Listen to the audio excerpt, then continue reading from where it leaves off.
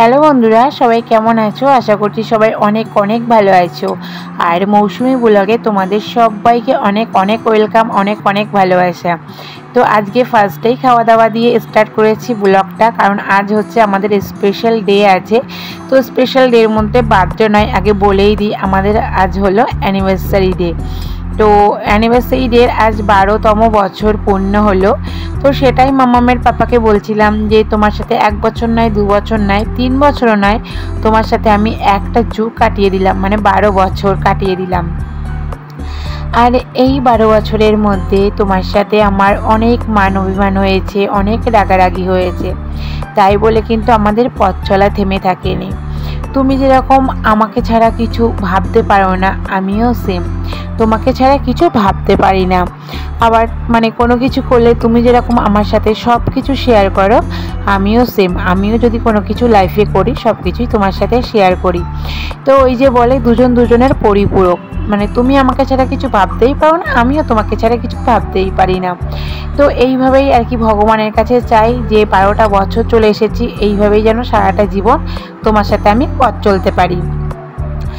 আর সত্যি কথা বলতে প্রত্যেক বছর আমি বাড়িতে কিছু না কিছু ভাবে আর কি, মানে ছোট করেই অ্যানিভার্সারি সেলিব্রেট করি। মানে সত্যি কথা বলতে বরকে একটু হ্যাপি রাখার চেষ্টা করি ওই দিন। তো ভালো লাগে বলো, সবাই ফ্যামিলির সাথে মিলে মিশে একটু স্পেশাল ডে কাটানোর একটা মজাই আলাদা। তো এবার যেটা হয়েছে, যারা আমার ব্লগ দেখো তো তোমরা সবাই জানো আমার বোনের বেবি হয়েছে। তো ওই জন্য মা আর বোন আসতে পারিনি।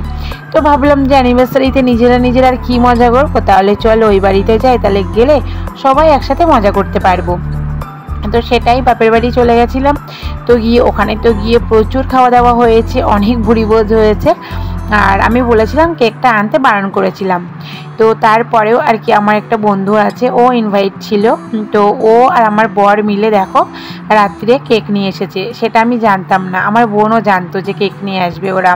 তো তখন 11টা মতো বাজে আর আমি ওপরে ঘুমাচ্ছিলাম। তো আমাকে ফোন করে বলছে তাড়াতাড়ি নিচে চলে আয়, কেক কাটিং হবে। আমি বললাম আমি যে তোদেরকে বারণ করলাম, কেন কেক নিয়ে আসলি, থাক না।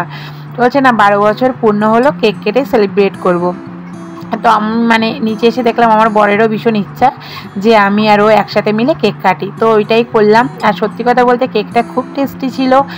আর হচ্ছে আমার বন্ধু আমাদের জন্য আর কি ভালোবেসে ও নিয়ে এসেছে, ওই জন্য কেকটা আরও টেস্টটা বেশি ছিল। প্রত্যেক বছর অ্যানিভার্সারিতে ও আমাকে কিছু না কিছু গিফট দিয়েই থাকে। তো সেটা গোল্ডেন হতে পারে কি শপিং হতে পারে। তো এবার আমি গোল্ডেনও নেইনি, কি হচ্ছে কোনো শপিংও করিনি। কিন্তু আমার মনে হয় এটা হচ্ছে আমার লাইফের বেস্ট গিফট। তো এই গিফটের উপরে কোনো গিফটই হয় না। তো এখানে এই যে দেখতেই পাচ্ছ আমাদের স্বপ্ন পূরণের কাজ চলছে। তো 3টে ঘরে মোটামুটি টাইলসের কাজ হয়ে গেছে। তো এখনও স্বপ্ন পূরণের প্রচুর কাজ বাকি আছে।